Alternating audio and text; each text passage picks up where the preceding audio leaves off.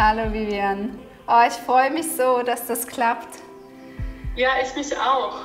Ja, weißt du, worüber ich dich kennengelernt habe oder wie ich dich Nein. entdeckt habe? Ich mache bei Dr. Danja Schumann die Ausbildung und die Vanessa Beer hat ja dein Konzept vorgestellt. Bei der Danja, okay. Ja. Ja. Ja. Mhm. Schön. Ja, wir hatten auch einen ganz schönen Podcast zusammen, Danja und ich. Ja, den habe ich mir natürlich auch angehört und ich war einfach sehr berührt von deiner Art, wie du die Sachen auf den Punkt bringst. Das ist wirklich so eine kostbare Arbeit. Und ja, meine Frage auch an dich, wie bist du eigentlich dazu gekommen, zu dieser Gefühlearbeit? Aus persönlicher Not, würde ich sagen. Ich bin ein sehr emotionaler Mensch, schon immer gewesen und auch ein sehr sensibler Mensch. Und bin schon in einem Umfeld aufgewachsen, wo das gewürdigt wurde. Und zugleich konnte mir niemand wirklich sagen, wofür Gefühle eigentlich da sind und wie man gut mit ihnen umgehen kann. Mhm. Und es war so, ja, Gefühle sind wichtig, aber das war es dann auch. Und das hat mich nicht befriedigt. Ich habe auch einen sehr starken Intellekt und ich wollte das verstehen. Und ich habe mich umgeschaut in eben, was es damals gab, an Selbsthilfeliteratur, in der Psychologie, in der Forschung. Und das war alles total unpraktisch, unbefriedigend. Das hat mir überhaupt nicht weitergeholfen. Und das war alles so theoretisch und hat überhaupt nichts mit Fühlen zu tun, so für mein Empfinden. Ja. Und das hat mich dann auf eine sehr persönliche Forschungsreise geschickt, wo ich einfach immer mehr herausfinden wollte, über was ist Fühlen eigentlich, wofür sind Gefühle gut, was, was sind gute, was sind schlechte Gefühle und wie kann ich lernen, emotional zu heilen letztlich. Und was ist emotionale Heilung eigentlich? Das war so meine Forschungsfrage aus einer ganz persönlichen Not heraus. Und das hat sich dann immer mehr gewandelt in ein echtes Interesse und dann eine Zeit lang sicher in eine Berufung. Also es ist, sehr viele Menschen kennen mich einfach als Gefühlsexpertin und zugleich ist es einfach nur ein Bereich, für den ich mich sehr interessiere. Und inzwischen ist es so, dass es für mich persönlich jetzt gar kein Thema mehr ist, weil es einfach so ein natürlicher Teil vom Leben geworden ist, über den ich nicht mehr stolper. Das sind ja oft die Sachen, über die wir stolpern, mit denen wir uns intensiv befassen. Ja. Das heißt, so mein Interesse ist es gar nicht mehr so. Ich habe inzwischen 4 Bücher drüber geschrieben und es ist irgendwie so, okay, passt. Und Deine trotzdem ist Bücher der habe ich, Bedarf enorm. deine Bücher habe ich auch hier liegen. Ja. Möchte ich auch noch kurz zeigen. Und es ist nämlich genauso, wie du sagst, dieses Natürliche. Also wenn man deine Bücher liest, dann merkt man, du hast dich damit auseinandergesetzt, aber so auf einer praktischen Art und Weise. Es ist wirklich so alltagsbezogen, dass man sich damit beschäftigt, sich selber dann in dieses Beobachten kommt und so schnell wieder rauswachsen kann und die Stärken rausfiltern kann. Aber wir kommen nachher noch zu diesem praktischen Teil. Was bei mir auch noch so angeschwungen, sagt man, hat, ist gerade wenn man von einer sehr langen Krankheitsgeschichte kommt und man eigentlich kein Mitgefühl erlebt hat, weil in den Arztpraxen alles sehr steril ist und es muss schnell gehen und es geht nach Plan, war sowas dann nochmal auf einer anderen Ebene heilsam und dafür wirklich vielen Dank. Danke für deine Arbeit und dieses Forschen und Umsetzen und das so schön in Bücher zu verpacken. Ja. Ja. Genau, du gibst auch im Moment, du machst ja Seminararbeit, also du schulst auch Leute dann darin, das möchte ich auch noch erwähnt haben. Also wenn man sich wirklich mehr mit dem Thema beschäftigen kann, da einfach auf deine Homepage gehen. Ich habe gesehen, du hast wirklich ein tolles Angebot und ich überlege mir auch, ob ich mich bald nochmal einschreibe. Ich durfte ja in meiner Ausbildung als Coach dann eben dein Lehrgang, aber auf emotionalem Essen eher bezogen und das ist einfach so praktisch nah. Ja, und diese Praxis, ich muss jetzt auch ein bisschen ablesen, weil es mir wirklich wichtig ist, dass ich nichts vergesse und einfach den ganzen Schatz, den du in dir trägst, dass da jetzt nichts verloren geht für dieses Gespräch. Und zwar möchte ich mit dir praktisch anschauen, wie man von dem Schock einer chronischen Erkrankung, wie man damit umgehen kann. Und was Emotionen und Gefühle auch mit körperlichen Beschwerden zu tun haben können. Und dann würde ich mir auch gerne anschauen, wie wir mit dieser abgeschotteten Schmerzwelt und der Schockstarre, der Ungerechtigkeit, die da über einen zusammenbricht, wie man ja da ein bisschen rausfindet und Licht und Leichtigkeit reinbringt. Denn wir brauchen alle einfach Raum für Heilung. Ja. Und dann würde ich auch gerne noch ein bisschen mit dir philosophieren, weil ich glaube, dass du einfach eine geniale Philosophin bist. Und zwar über das momentane Krankensystem. Und ja, ich denke, dass du da auch einfach ein paar schöne Gedanken und Impulse hast, weil dieser Kanal ist ja nicht nur für chronisch Erkrankte, sondern wirklich auch für Ärzte, Spezialisten und Therapeuten, die sagen, sie wollen es anders machen und Mitgefühl soll in ihrer Praxis einen wichtigen Wert haben. Genau, aber jetzt habe ich viel geredet, nun zu den Gefühlen. Du hast nämlich einen Gefühlskompass erstellt. Genau. Und in diesem Gefühlskompass kommt Wut, Angst, Trauer, Freude und Scham vor. Aber, und das ist das Coole daran, du hast nicht nur diese negative Seite beleuchtet, sondern du hast es auch noch umgewandelt. Du sprichst nämlich von 2 Kräften. Und da lasse ich dich jetzt einfach mal erzählen. Ja. Das war das, was ich vorhin meinte, mit was sind eigentlich gute und schlechte Gefühle. Und wir sind so sozialisiert, dass wir sagen, Freude ist ein gutes Gefühl und die verschiedenen Schattierungen von Freude und alles andere sind schlechte Gefühle. Und die wollen wir eigentlich nicht haben und die versuchen wir zu vermeiden. Und dann ist es uns auch egal, ob das jetzt Wut, Trauer, Angst oder Scham ist oder irgendeine Mischung. Also wir wollen es einfach nicht haben. Und eine der wichtigsten Erkenntnisse für mich war, dass diese Denke komplett falsch ist. Weil diese Gefühle haben sich im Laufe der Evolution aus sehr gutem Grund entwickelt und jedes dieser Gefühle hat eine ganz wichtige Funktion. Und in ihrem gesunden Ausdruck ist jedes dieser Gefühle gesund und eine wichtige Kraft. Und Probleme entstehen dann, wenn eines oder mehrere dieser Gefühle fehlen, nicht gelebt werden, nicht zugelassen werden, was sehr häufig der Fall ist, weil wir sie eben als negativ betrachten. Zugleich ist es so, dass jedes dieser 5 Gefühle, inklusive der Freude, unserem Lieblingsgefühl, auch einen Schattenausdruck hat. Das heißt, alle 5 Gefühle haben beide Aspekte, haben einen positiven, lichten, kraftvollen, konstruktiven, lebensbejahenden Ausdruck. Und alle 5 haben einen lebensverneinenden, trennenden, destruktiven, negativen Ausdruck. Mhm.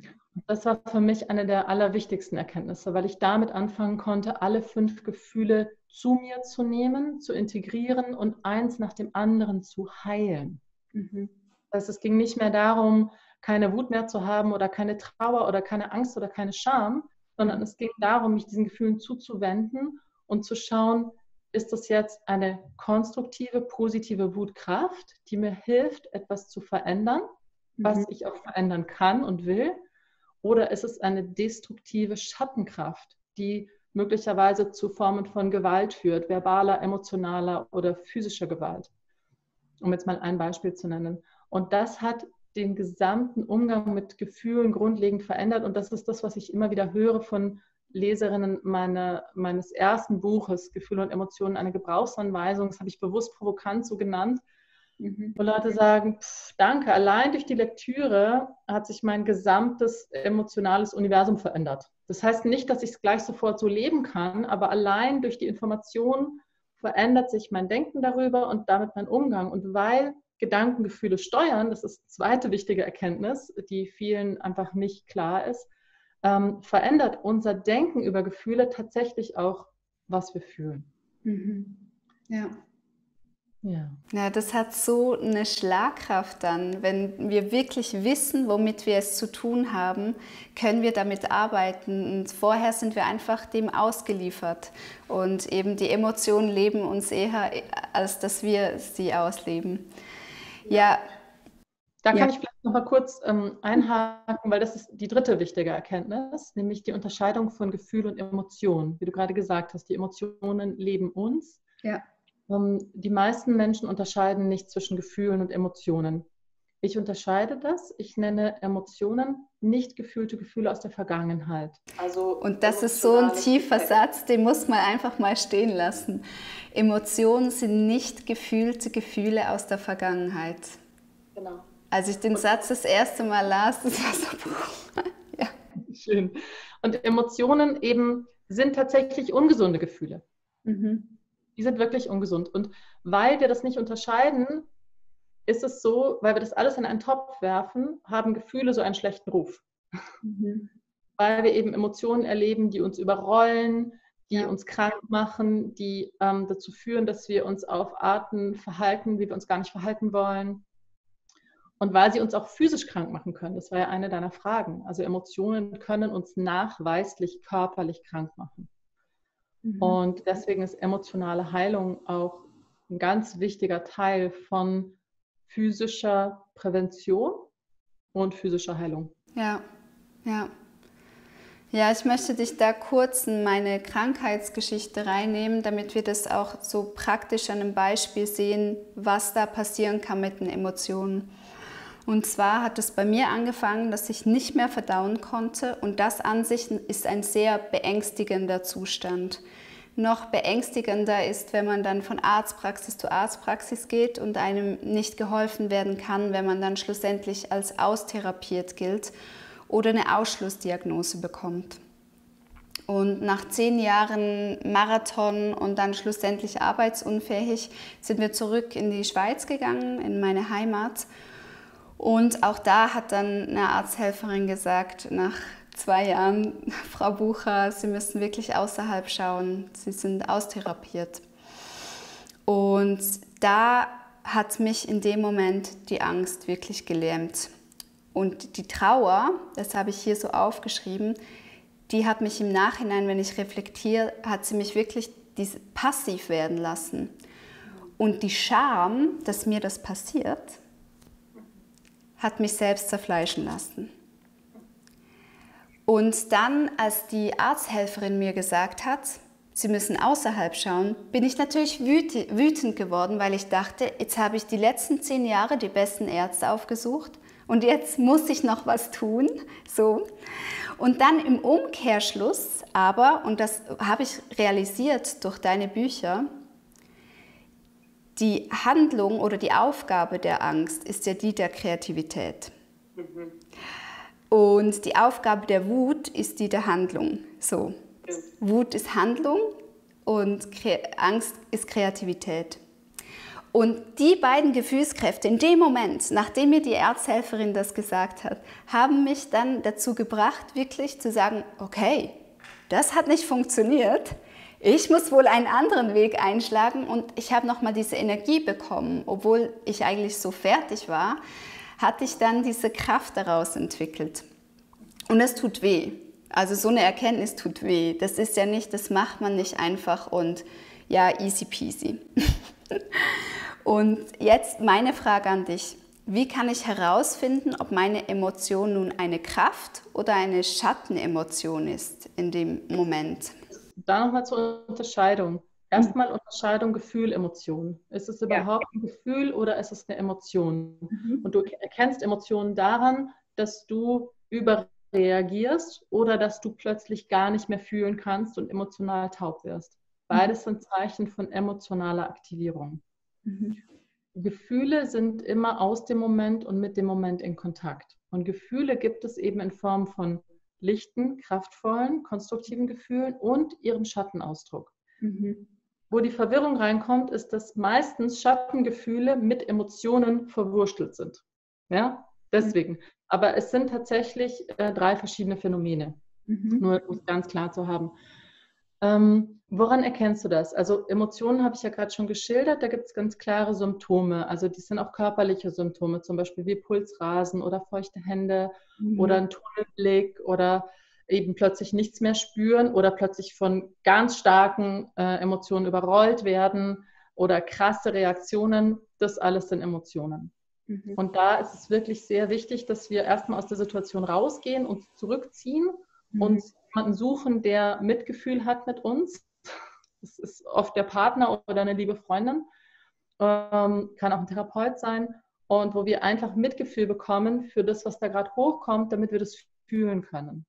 Weil das will einfach gefühlt werden und will ins Herz genommen werden und will dadurch heilen. Ja, das sind mal die Emotionen, die ausgelöst werden. Und die werden oft in Situationen ausgelöst, wo wir uns hilflos fühlen, wo wir abgewiesen werden, wo wir enttäuscht werden. Weißt du, so alles, was du gerade geschildert hast, du hast 10 Jahre da verbracht.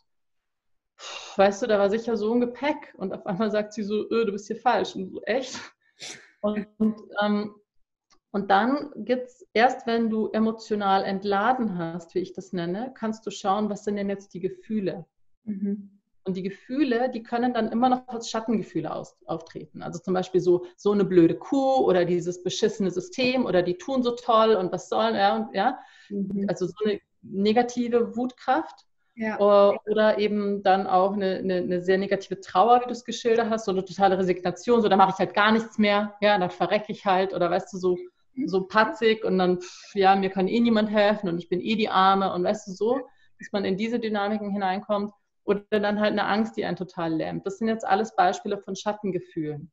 Und dann ist der Schlüssel wirklich zu gucken, okay, wenn ich jetzt dieses Gefühl habe, zum Beispiel Wut, Aufgabe ist Handlung, was kann ich denn gerade verändern? Und das ist genau das, was du gesagt hast. Okay, ich brauche diese Energie gerade, um nochmal aktiv zu werden und nochmal was anderes zu versuchen. Ja, das ist ja wirklich dann das 3750. Mal, dass du wieder dich motivierst. Und du brauchst die Angst auch, um nicht nur kreativ zu werden, klar, aber auch dich dem Neuen zu öffnen, dem Unbekannten. Ja? Weil du hast 10 Jahre da der Schulmedizin vertraut und plötzlich ist es so, die Tür geht zu und du stehst in einem Wust von Alternativen.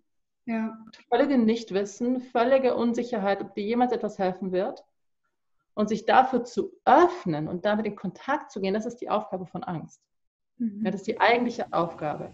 Das heißt, die Gefühlskräfte, da geht es immer um Kontakt und Verbindung. Kontakt mit dem, was ist. Und sei es, dass du es veränderst. Oder sei es, dass du dich darauf einlässt. Oder sei es, dass du es annimmst. Jetzt die Trauer hast du ja auch erwähnt. Ne? Die Trauer war in dem Moment auch konstruktiv, hätte konstruktiv sein können, um das loszulassen. Um zu betrauern, mein Gott, ich habe 10 Jahre meines Lebens da reingegeben und diese Tür geht gerade zu. Und vielleicht war es nicht alles für nichts, aber ja, es hat auf jeden Fall nicht das gebracht, was ich mir erhofft habe. Und das zu betrauern und anzunehmen, ja, obwohl du so gewünscht hättest und alles versucht hast, das ist wichtig, um diese ganze Anstrengung loszulassen, auch und diesen ganzen Anspruch, den du an das System hattest. Ja? Und das ist in dem Moment heilsam, weil du es dann wirklich loslässt und damit abschließt und es annimmst. Also die Funktion von Trauer ist, das anzunehmen, was wir gerne anders hätten und was wir nicht ändern können. Ja, genau. Ja, und dann hast du Scham gesagt. Klar, Scham ist ganz oft bei chronischen Erkrankungen. Entweder wir schämen uns, krank zu sein, weil wir in einer Gesellschaft leben, die sagt, Krankheit sollte es nicht geben. Ja? Und wenn, dann geht man irgendwie zum Arzt und der repariert einen. Aber dass Krankheit zum Leben dazugehört, das ist etwas, was wir meistens nicht mitbekommen. So als Verständnis von Leben. Und dann eben auch die Suche nach Schuld oft, also ja, was habe ich falsch gemacht? Das passiert auch oft, wenn Leute dann anfangen zu schauen, ja, was hat es denn für emotionale Gründe vielleicht? Da gehen sie auch oft in die Selbstzerfleischung, dass sie sagen, ja, das ist, weil ich so egoistisch bin oder weil ich nicht zuhören kann oder gibt es ja dann alle möglichen Deutungen, da gibt es auch ganze Bücher darüber, ja, wo man dann nachschauen kann. Und das führt oft leider in eine ganz starke Selbstverurteilung. Ja. Und nicht die gesunde Selbstreflexion, was eigentlich die Aufgabe der Scham wäre. Ja, wo du wirklich dann, wenn diese Tür zugehst, erstmal bist du voll auf dich selbst zurückgeworfen und dann kommt vielleicht so ein Moment, wo du sagst, naja, was hat das eigentlich alles mit mir zu tun? Ja. Warum kann ich nicht verdauen? Was ist da in mir? Was will mir das sagen vielleicht auch? Aber ein liebevoller Blick. Kein wertender, verurteilender Blick. Ja. Ja, vielen Dank. Was würdest du sagen, warum fällt es uns aber so schwer, uns mit diesen Gefühlen auseinanderzusetzen? Weil wir spüren ja, es ist da, aber die Resilienz dann in dem Moment zu entwickeln, sich wirklich damit auseinanderzusetzen, das hat mir auch einfach eine Zeit lang sehr gefehlt. Ja. Also meine beste Antwort ist, das ist einfach unser Entwicklungsstand gerade als Menschheit, als Gesellschaft, als Kultur. So, wir sind keine sozial kompetente Kultur. Wir sind auch keine beziehungskompetente Kultur. Und das heißt, das ist das, was wir gelernt haben. Und wir haben da so eine Mischung. Und wir haben eben, wie gesagt, ganz viel über Gefühle gelernt, was einfach nicht stimmt und was nicht funktioniert. Und wir haben das von unseren Eltern übernommen, wir haben das von unseren Vorbildern übernommen. Wir haben sehr viel übernommen, auch an emotionalem Gepäck. Also das wird sehr oft über die Generationen weitergegeben, genau wie Traumata. Das weiß man ja jetzt auch aus der Epigenetikforschung, dass Traumata über 4 Generationen wirken. Das heißt, wir sind immer noch mit den Kriegstraumata beschäftigt, auf einer emotionalen Ebene, teilweise auch auf einer körperlichen Ebene. Und wir haben ganz viel als Gesellschaft, als Kultur, ganz viele Absolutheitsansprüche. Das ist so ein Begriff, den ich sehr gerne verwende, wenn es um Emotionen und Schattengefühle geht. Ich habe vorhin schon einen erwähnt, diese Überzeugung, dass es Krankheit nicht geben sollte und vor allem keine unheilbare Krankheit. Also das ist einfach in unserem Weltbild nicht vorgesehen. Das ist ein Affront gegen unser narzisstisches Selbstbild als Homo sapiens, der alles im Griff hat. Das sieht man jetzt gerade bei Corona. Ja? Also das ist wirklich, kein Preis ist zu hoch, damit wir dieses Ding in den Griff kriegen. Und das ist, also da fehlt uns einfach total die Demut, ja, anzuerkennen, was gerade ist und vielleicht auch mal zu lauschen, was es uns sagen möchte. Ja. Ja. Und das ist so, also diese Absolutheitsansprüche, das sind Meinungen, die wir aber nicht als Meinungen erkennen, sondern die wir für absolut wahr halten. Und ein Absolutheitsanspruch zum Beispiel, der jetzt bei Corona sehr, sehr deutlich wurde und der auch im Umgang mit chronischen Krankheiten eine Rolle spielt, ist der Absolutheitsanspruch, dass Menschen nicht sterben sollten.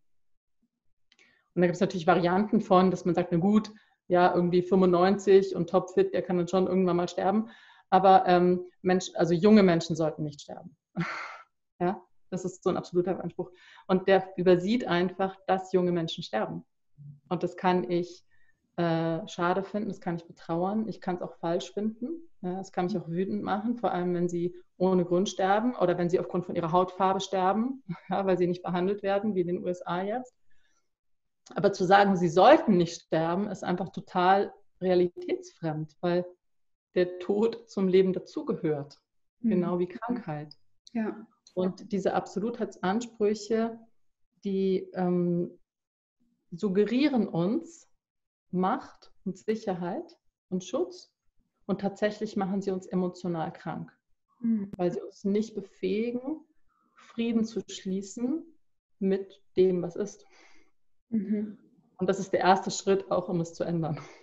Ja. Um eine Krankheit zu heilen, muss ich erstmal akzeptieren, dass sie da ist. Ja. Ja, ich denke, wenn wir in diese Annahme kommen, dann, also für mich fühlt es sich dann immer an, als könnte ich wieder atmen und auch rein von meinem Körper her, wenn ich immer gegen etwas war oder ich war in dieser Emotion gefangen, dann habe ich auch so viel Adrenalin ausgeschüttet, dass auch rein körperlich ich so aus dem Ungleichgewicht mich selber manövriert habe. Und ja, dieses Annehmen, du hast auch vorhin gesagt, dann ist der Partner oder eine gute Freundin. Wie sieht denn das konkret aus, in diese Annahme mit einem Gegenüber zu gehen? Ja, meine Empfehlung ist, dass die Person wirklich einfach nur da ist und wirklich sich ganz bewusst mit ihrem Herzen verbindet, also von Herzen da ist, das heißt wirklich das Herz spürt. Und da kann es total gut sein, wirklich mal kurz die Hand hinzulegen, die Augen zu schließen und die Aufmerksamkeit wirklich physisch auf diesen Bereich zu lenken, weil wir dadurch in einen ganz anderen Modus kommen und wir kommen raus aus diesem ständigen Bewerten und Abchecken und stimme ich dem zu, stimme ich dem nicht zu und bla bla bla, was überhaupt nicht hilfreich ist. wenn wir emotional aktiviert sind, dann sind wir sehr oft in Dramen. Das hast du ja auch schon erwähnt, dass da einfach so ein Drama auch losgeht. Ungerechtigkeit und es sollte nicht sein und warum ich und bla. Und wenn wir dann einen Gegenüber haben, der uns darin bestätigt, der sagt, oh, das ist wirklich so gemein und das sollte nicht und du hast es nicht verdient und so weiter, das hilft uns überhaupt nicht. Ja, das bestätigt unsere Absolutheitsansprüche. Das fühlt sich erstmal gut an, so, oh ja, ich bin ja so arm. Aber es hilft uns wirklich nicht. Und deswegen ist es so wichtig, dass wir jemanden haben, der einfach da ist. Und meine Empfehlung ist, dass die Person wirklich einfach nur da ist und gar nichts sagt. Die kann uns den Arm nehmen, die kann uns die Hand halten, die kann uns eine Hand auflegen. Bitte auch nicht streicheln, weil streicheln sagt, hör auf zu weinen, ja, hör auf, mach die Gefühle weg. Das ist die Botschaft von Streicheln, meistens. Okay. Ja, weißt du, es ist so dieses, wird schon. Und wenn du eine chronische Erkrankung hast, dann weißt du nicht, ob es wird. Und jetzt gerade bist du krank. Und was du brauchst, ist, dass jemand mit dir da sein kann.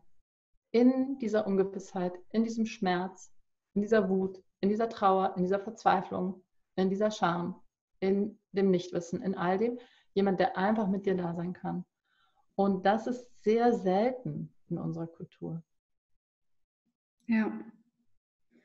Ja, das hört man wirklich sehr selten. Ja. Und es ist sehr heilsam. Ja, es schafft Raum, gell? Man kommt an und man darf sein mit allen Ups und Downs. Was sind Strategien, weil ich schon vorher gesagt habe, es ist so schwer, sich zu überwinden, sich damit auseinanderzusetzen. Was gibt es für Strategien, damit wir nicht fühlen? Oh, eine lange Liste. Also es gibt so bekannte Strategien natürlich wie ja, es einfach ausblenden, ja, sich ablenken. Das, glaube ich, haben die meisten klar. Das führt dann sehr schnell auch zu Süchten aller Art. Das kann Informationssucht sein, das kann eine stoffliche Sucht sein, nach Drogen, Alkohol, Rauchen, Shopping, Sex, Essstörungen, also die ganze Palette. Weniger auf dem Schirm haben die meisten Leute die Strategie des Ausdrückens, also des Rausschmeißens. Wenn du jetzt, sagen wir mal, eine starke Trauer hast und dann ganz heftig weinst, dann ist das sehr oft eine Strategie, es nicht zu fühlen. Oder wenn du eine starke Wut hast und das rausschreist, es ist ein Versuch, das Gefühl loszuwerden, aber nicht es zu fühlen. Ja. Und das Gefühl heilt in dem Moment, wo du es wirklich zu dir nimmst und fühlst. Und das heißt, weder wegdrücken noch rausschmeißen. Das ist genau dazwischen, es ist die Mitte, wo es einfach da sein darf.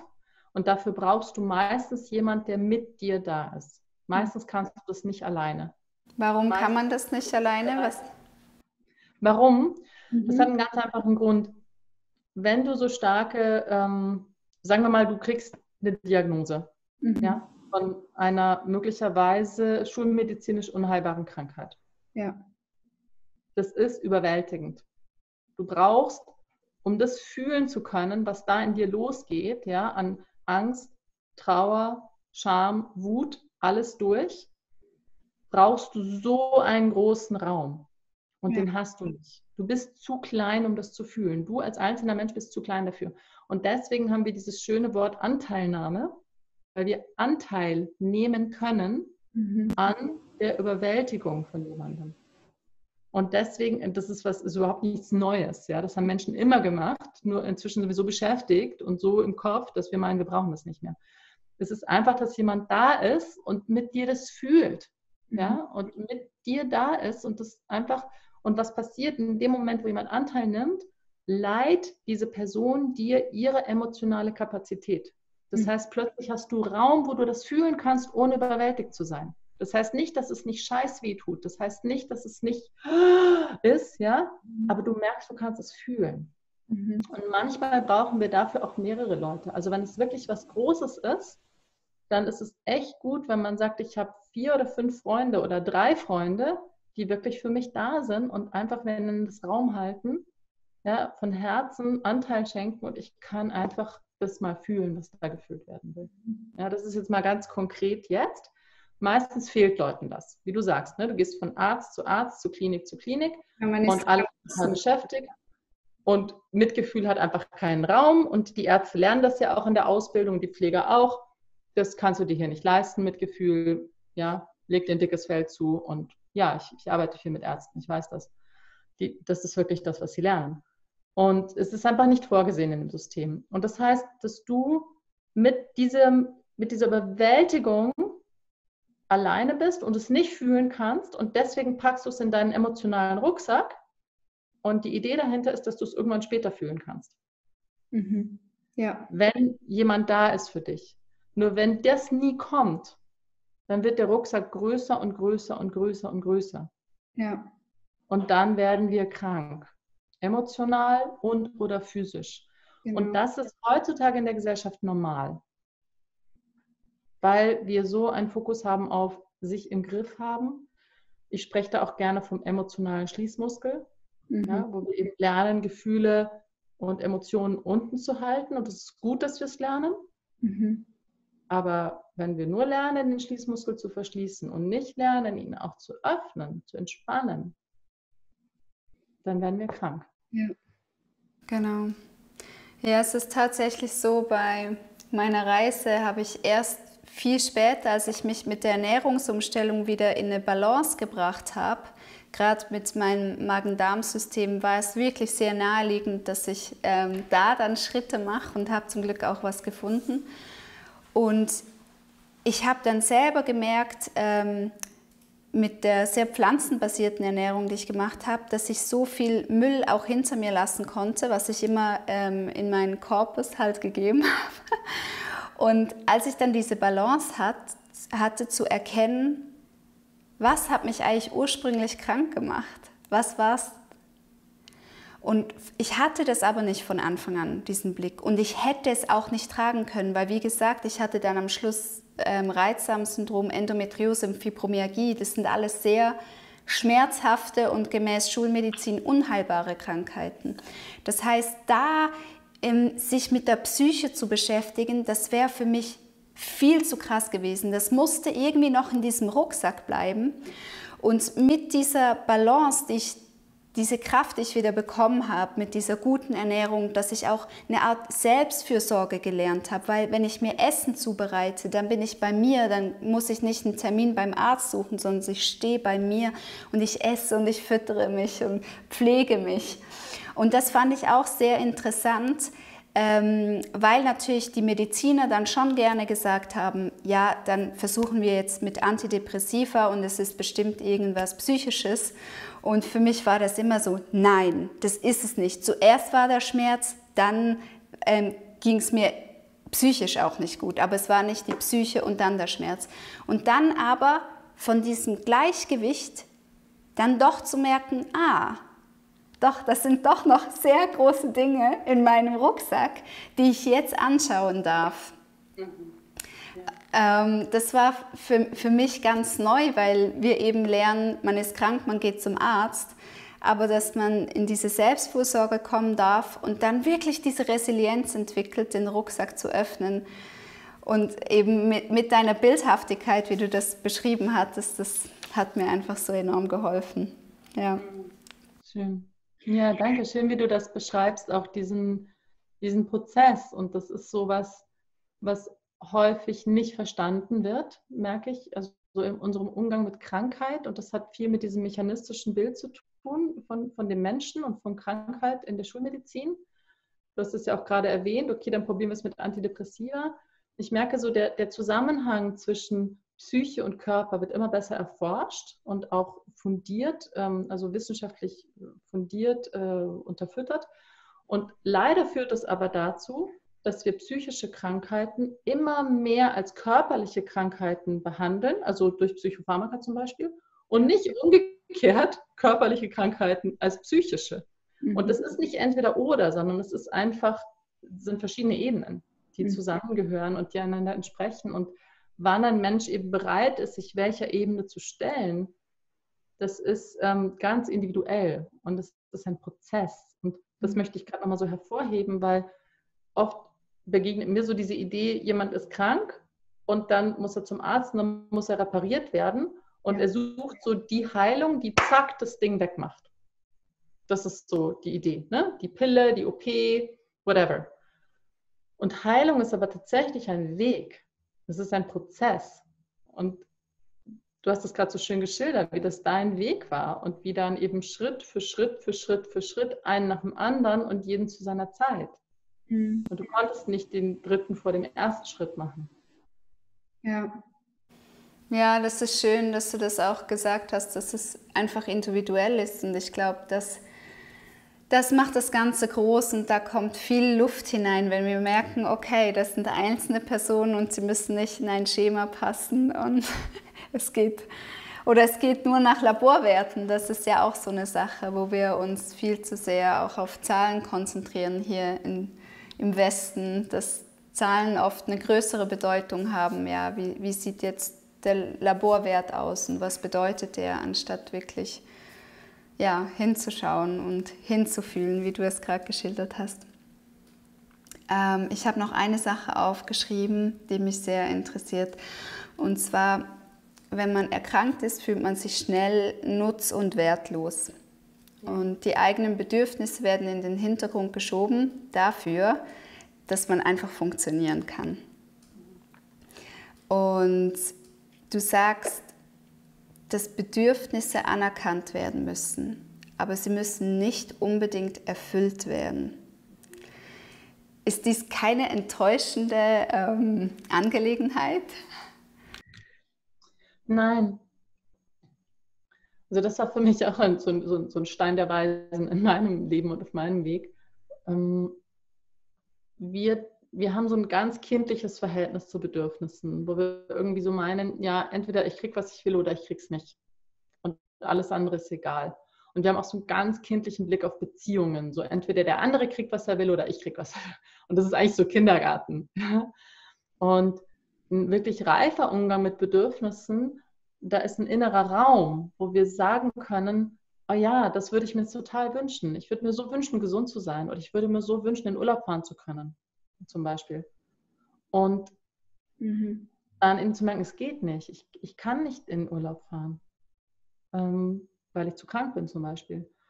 Und dann kann ich das betrauern. Und dann sind wir wieder bei der reifen Trauerkraft, ja, die das betrauern kann, sehen kann, wie schön das wäre, in Urlaub zu fahren, wie schön dieser Wunsch auch ist. Das ist ein wunderschöner Wunsch. Ja. Und dann geht mir das Herz auf und ich finde wirklich in dieser Annahme und der Wunsch wird aber befriedet, dadurch, dass er gesehen wird, dadurch, dass er gewürdigt wird. Hingegen, wenn wir den wegtun, ja, und eben sagen, geht eh nicht, ja, und den so weghauen und ich kann halt nicht in Urlaub fahren und das ist doch klar und immer nur die anderen und dann wird der nicht gewürdigt und wird die Schönheit nicht gesehen. Und dann wird der so weggedrückt, ja, genau wie die Emotionen und es staut sich an in unserem System und das macht uns auch krank. Ja? Ja. Und das andere ist halt dann, dass wir mit diesen Absolutheitsansprüchen, ich sollte auch in Urlaub fahren dürfen und so und kranke Menschen sollten nicht benachteiligt sein und dann sind wir in der Dramaschlaufe und da sind wir aber auch nicht verletzlich.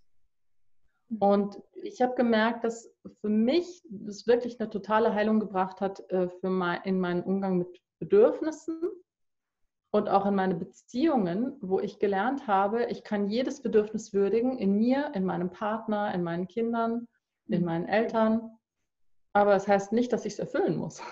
Und dann entsteht auf einmal so viel Raum, wo wir uns total ehrlich und offen begegnen können und einfach sagen können, ja, das ist gerade in mir da, dieses Bedürfnis. Und ich weiß nicht, ob es jemals erfüllt wird. Ich weiß noch nicht mal, ob es mir so wichtig ist, dass es erfüllt ist. Aber es ist so schön, dass es gerade da sein darf. Ja. Sehr schön. Du hattest vorhin noch erwähnt, dass du auch oft mit Ärzten arbeitest und sie dir dann erzählen, dass sie sich ein dickes Fell wachsen lassen müssen oder dass das so in der Ausbildung gesagt wird. Ich möchte was vorlesen. Und zwar hat Helmut Milz ein wunderbares Buch geschrieben und er ist Facharzt für psychosomatische Medizin und Allgemeinmedizin, Psychotherapie und hat das Buch Der eigensinnige Mensch geschrieben. Und hieraus möchte ich kurz was vorlesen. Angesichts des enormen Zuwachses an Wissen benötigt die Medizin viele Spezialdisziplinen. Diese sprechen immer weniger die gleiche Sprache und tauschen sich kaum untereinander aus. Zugleich müssen alle Disziplinen die Herausforderungen einer ganzheitlich integrierenden Zusammenschau des Befindens und der Befunde im Blick behalten. Durch fortschreitende Ökonomisierung des Gesundheitswesens verbringen Ärztinnen heute oft mehr Zeit mit administrativen Aufgaben als mit qualitativen Patientenkontakten. Die Entwicklung von professionellem Einfühlungsvermögen und Mitgefühl erfordert aber gezielte Aufmerksamkeit und Zeit. Die Förderung von Hilfe zur Selbsthilfe braucht Geduld und Übung.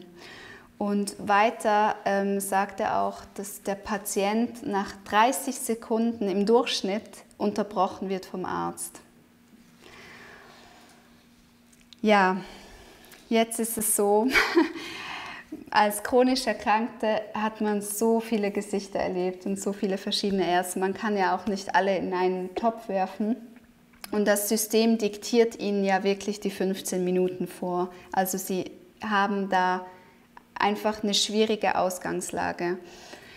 Deswegen auch jetzt einfach für Mediziner und Ärzte und Therapeuten, die das sehen, wie könnte das praktisch für Sie aussehen in Ihrem Alltag?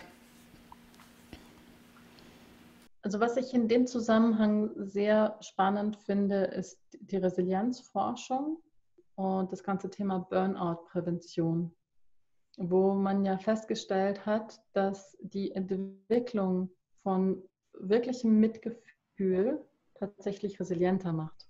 Und da müssen wir unterscheiden zwischen reiner Empathiefähigkeit und Mitgefühl. Und der Unterschied ist einfach, wenn ich Empathie habe, und da ist auch die Sprache oft ungenau, aber wir bleiben jetzt mal bei den Definitionen, wie Tanja Singer sie verwendet. Sie ist ja eine der wichtigsten Forscherinnen in dem Gebiet. Empathie ist eben rein, ich fühle, was du fühlst. Und das heißt, wenn du Schmerz fühlst und ich fühle das auch und ich habe am Tag irgendwie 30 Patienten und ich fühle deren Schmerz, dann ist das nur Stress. Ja? Und deswegen wird eben Leuten in medizinischen Berufen wirklich nahegelegt, sich das abzugewöhnen und einfach distanzierter und sachlicher an die Sache ranzugehen und nicht mitzufühlen. Aber was das nicht bedenkt, ist eben, dass es etwas gibt, was Empathie plus ist, und das ist Mitgefühl. Und Empathie plus bedeutet nicht nur, ich fühle, was du fühlst, sondern mein Gehirn, und das ist nachweislich etwas, was im Gehirn trainiert wurde, hat gelernt, in Antwort auf Leid Mitgefühl zu produzieren, und das heißt, positive Gefühle zu haben. Und das sind die gleichen Hormone, die ausgeschüttet werden, wie eben, wenn wir Glücksgefühle haben. Es sind Glückshormone, es sind Liebeshormone, die da ausgeschüttet werden. Und das ist etwas, was nachweislich trainiert werden kann, zum Beispiel durch die buddhistische Metta-Meditation, die Mitgefühlsmeditation, wo wir regelmäßig eben an Menschen denken und wohlwollend denken und merken, wir wünschen ihnen alles Gute von Herzen. Und dadurch trainieren wir die Reaktion auf Leid, Mitgefühl. Das heißt, eine Reaktion der Zuwendung und der positiven Anteilnahme. Und das wiederum ist eine Reaktion, die mich nährt und die mich resilienter macht. Und das ist aber so neu, diese Erkenntnisse, dass es einfach nur in wenigen Kreisen überhaupt durchgesickert ist. Ich weiß, dass es Versuche gibt, eine groß angelegte Studie auch dazu zu machen, gerade für medizinisches Personal, eben um das dingfest zu machen, zu sagen, wie wichtig das ist für die Ärzte und Mediziner und für das medizinische Personal selbst, da resilienter zu werden und natürlich auch für den Patienten. Das ist sowieso klar, da müssen wir gar nicht drüber diskutieren, aber das Argument ist ja immer so, ja, das können die ja gar nicht leisten. Ja, die kommen ja in Burnout, wenn sie das alles mitfühlen. Ja. Und das ist einfach nicht haltbar, wenn man wirklich die aktuelle Mitgefühlsforschung ansieht, dann ist es genau das Gegenteil. Wow. Und ein Verein zum Beispiel, mit dem ich in den letzten Jahren immer wieder zu tun hatte, den ich sehr schätze, das ist Medizin und Menschlichkeit. Ich weiß nicht, ob du sie kennst. Ja. Das ist ein Verein eben von vor allem jungen Medizinerinnen, Medizinstudierenden und auch Psychotherapeuten und so weiter, Menschen in medizinischen Berufen, die sich da einfach einen anderen Weg wünschen und die das kultivieren und die sich darin unterstützen. Schön. Und das ist so wichtig, weil das, wie es jetzt ist, für uns alle nicht funktioniert. Also nicht für die Patienten und auch nicht für die Menschen in dem System, die in dem System arbeiten. Ja. Genau, vielleicht ist das dann nochmal zusammenfassend von dem, was du jetzt erzählt hast. Und zwar, was könnte einfach mal so ein ganz praktischer Anfangsimpuls sein von einem Arzt in seiner Praxis? Wie meinst du das? Also ein bisschen allgemein die Frage, konkreter? Ja, weil du hast diese Praxis jetzt schön erklärt für uns, was das heißt, zurückzugehen, diesen Raum zu schaffen, wirklich in diese Annahme der Gefühle zu gehen.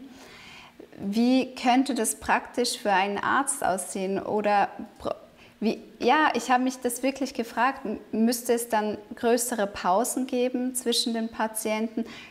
Crasht dann das System doch wieder daran? Geht Mitgefühl ohne Zeit? Funktioniert das überhaupt? Das ist eine super Frage. Was du ansprichst, ist etwas, was mich nicht nur in der Medizin beschäftigt, sondern in unserem gesamten System. Also ich schreibe gerade ein neues Buch über die Frage, was ist echter Wohlstand? Und da ist mir einfach so aufgefallen, dass in unseren Berechnungen Liebe nicht vorgesehen ist. Also es ist nicht vorgesehen, mit Liebe zu arbeiten. Weil sonst würden wir das alles anders berechnen. Dann würden wir das anders berechnen, wie viele Lehrerinnen es für wie viele Kinder braucht, wie viele Betreuerinnen. Wir würden anders berechnen, wie viele Schlachthofmitarbeiter es braucht, wie Schlachthöfe gebaut sein müssen. Alles würden wir anders berechnen. Nicht, weil Liebe ist natürlich keine berechenbare Größe, aber Liebe braucht Zeit und Raum, wie du sagst. Ja? Und es ist einfach, es kommt nicht vor. Es ist nicht vorgesehen. Was sagt das über uns?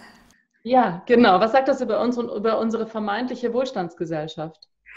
Und deswegen ist es weit größer als das medizinische System. Ja? Und es geht natürlich ganz tief in unser Wirtschaftssystem, was du ja schon angesprochen hast, was ja in alle Bereiche vorgedrungen ist, auch in Bereiche, wo es nachweislich einfach total kontraproduktiv ist. Das ist ja bei Corona jetzt auch total hochgekommen, dass das einfach nicht funktioniert. Und da haben wir einfach das Wirtschaftssystem basiert auf einem Menschenbild, dem Homo economicus, der kein Herz hat. Per Definition ist nicht vorgesehen, braucht er nicht, weil er handelt immer streng rational, rein auf den eigenen Vorteil bedacht, profitmaximierend. Ja, das ist das Menschenbild, was unserem Wirtschaftssystem zugrunde liegt. Und deshalb tut es uns so weh, weil wir haben ein Herz und das clasht die ganze Zeit. Und das clasht beim Arzt, das clasht beim Schlachthofmitarbeiter, das clasht bei der Lehrerin, das clasht überall. Ja. So, das einfach mal als Kontext. Das heißt, wenn wir versuchen, das anders zu machen, müssen wir erstmal anerkennen, dass das System, wie es jetzt gerade ist, das nicht unterstützt. Es ist nicht förderlich für Liebe. Und das ist erstmal eine sehr schwierige Erkenntnis. Das ist erstmal vielleicht ein bisschen wie eine Diagnose von einer chronischen Krankheit in unserem System. Ja, das müssen wir erstmal verdauen. Und dann können wir anfangen zu gucken, okay, wie kann ich es anders machen? Und was ich beobachte in allen Berufen, dass die Besten das System verlassen. Ja, und sich irgendwelche Nischen suchen, wo sie es anders machen können.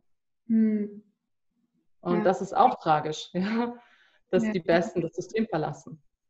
Aber weil sie einfach sehen, im System ist es sehr schwierig. Es gibt auch sehr gute Leute, die im System bleiben. Ja, bitte nicht falsch verstehen. Es gibt fantastische Leute in allen Berufen, die im System bleiben, weil sie im System bleiben wollen. Ja, weil sie einfach dort wirken wollen. Das sind Lehrer, das sind Ärzte, das sind Juristinnen, das ist, ja, weil sie da wirken wollen, trotz der widrigen Umstände.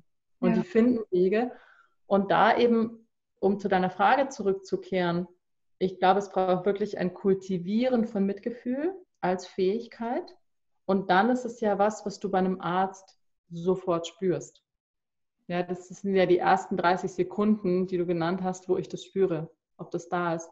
Und wenn ich bei einem Arzt war, wo Mitgefühl da war, dann fühle ich mich danach besser, bevor ich irgendeine Pille genommen habe oder der überhaupt irgendwas gemacht hat. Ja, weil der einfach wirklich da war. Ja, und das ist für mich, ich hatte als Kind so einen Arzt und das war für mich immer Arzt. Ja, ich gehe zum Arzt und einfach dadurch, dass ich beim Arzt war, geht es mir besser. Und als ich dann später mit anderen Ärzten in Kontakt kam, war ich immer total irritiert. Weil ich so, okay, war es das jetzt? Ja, das habe ich gar nicht verstanden. Ja. Und das ist aber wirklich ein Kultivieren, was nicht im Studium passiert, sondern was dann letztlich Privatvergnügen ist oder was der Mensch irgendwie mitbringt. Ja. Dann eine letzte Frage an dich. Und zwar, was würdest du jetzt jemandem mitgeben, der jetzt schon länger chronisch erkrankt ist und einfach sagt, ich kann nicht mehr. Ich habe alles ausprobiert, mir fehlt die Kraft, die Dinge hinzuschauen. Ich habe auch keine Unterstützung und ich weiß nicht, wo mein erster Schritt ist.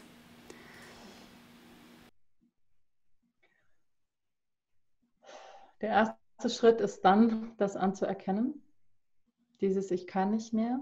Das kann auch ein ganz, ganz, ganz kostbarer Punkt sein. Dieses Ich kann nicht mehr.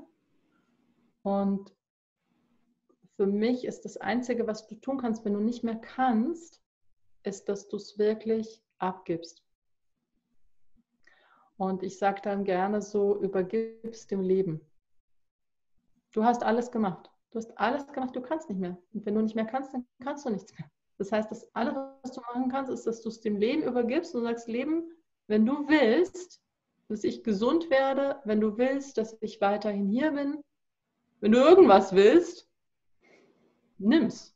Ja? Und das kann unheimlich kraftvoll sein, vor allem, wenn wir dann auch wirklich alles hingeben. Also unser ganzes Wollen, unsere ganze Kontrolle, unser ganzes Kämpfen, unser ganzes wirklich dem Leben übergeben. Ja. Das kann so befreiend sein und kann, das hört sich jetzt ironisch an, aber es kann zutiefst heilsam sein auch. Weil ja gerade auch im Kampf, und das ist überhaupt ein Punkt, was mir noch ganz wichtig ist in dem Ganzen, wir sind eben auch aufgrund von unserer mechanistischen Weltsicht und unserem Kontrollbedürfnis total gepolt auf die Krankheit bekämpfen. Das war jetzt auch ganz viel die Rhetorik bei Corona. Wir kämpfen gegen das Virus. Andere Länder haben ja auch ganz stark Kriegsrhetorik verwendet. Krieg gegen Corona. Macron hat das gesagt, Trump sowieso. Ja. In Deutschland ist das nicht so. Das hat sicher mit unserer Geschichte zu tun, dass wir nicht so kriegsbegeistert sind. Aber es ist einfach so dieses Gegen, ja. Und die ganze Schulmedizin funktioniert ja, Allopathie heißt ja gegen die Erkrankung.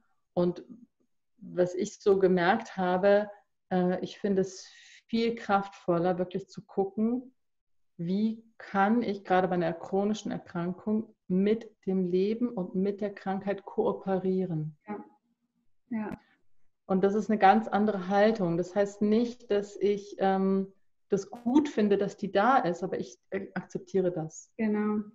Und ich lausche auf das. Und eine ganz kraftvolle Frage kann sein, was ist, wenn das für mich passiert? Ja. Wenn diese Krankheit für mich ist, nicht gegen mich, sondern für mich. Und das schreit erstmal alles und sagt, wie kann das für mich sein?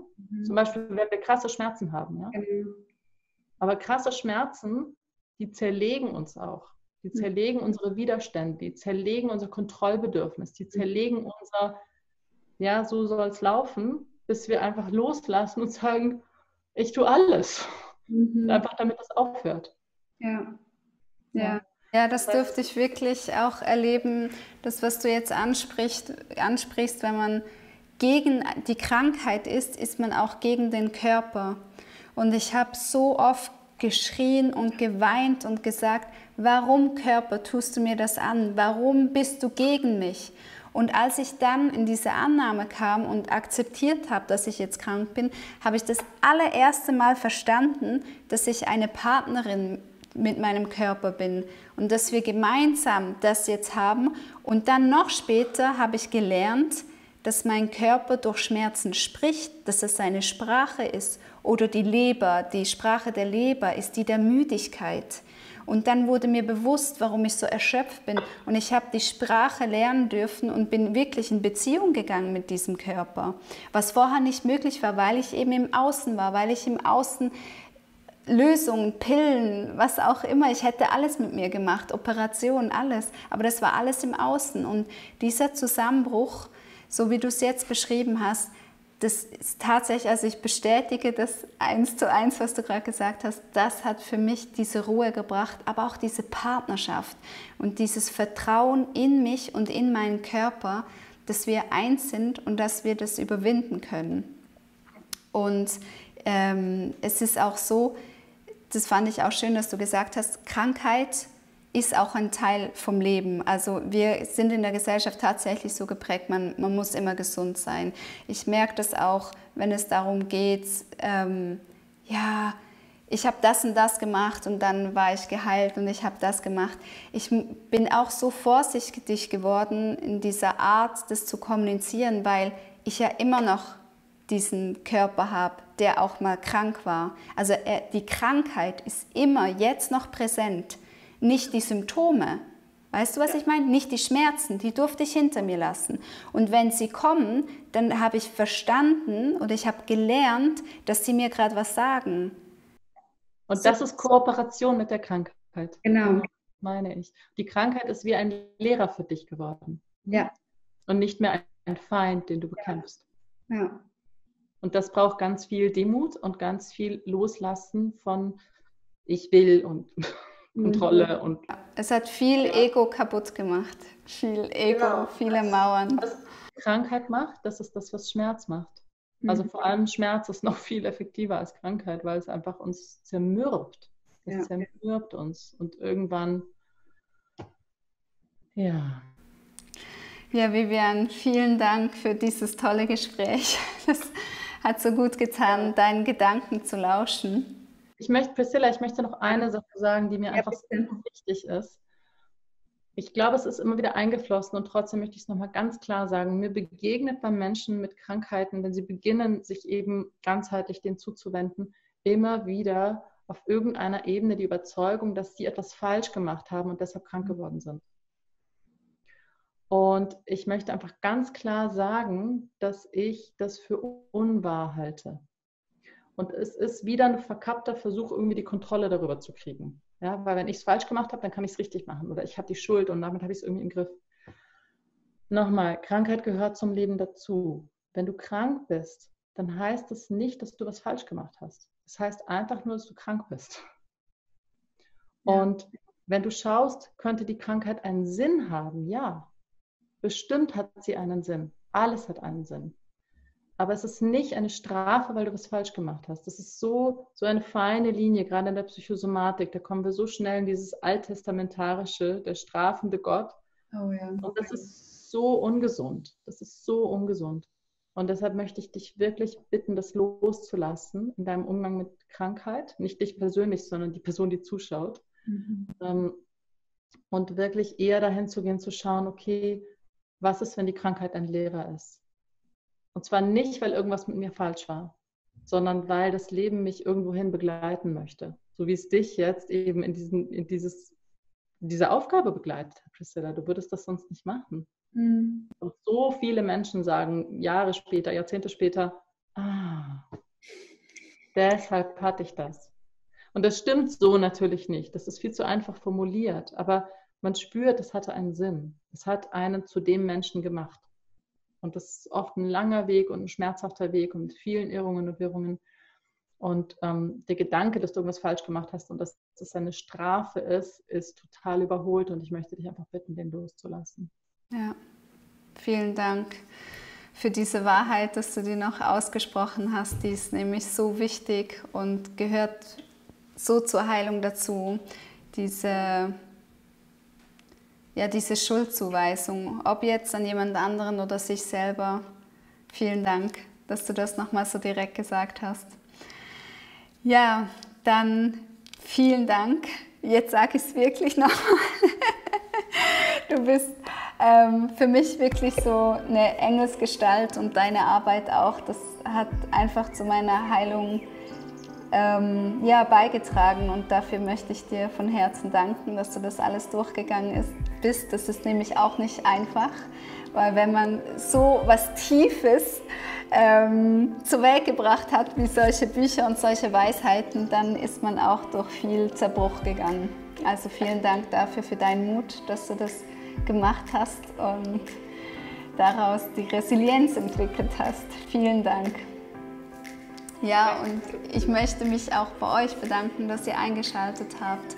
Und ja, wenn ihr noch mehr solche Videos sehen wollt mit solchen inspirativen Gedanken, dann abonniert gerne den Kanal, schenkt uns ein Like und kommentiert, wenn ihr Fragen habt. Wir gehen gerne darauf ein und dann bis zum nächsten Mal. Ciao.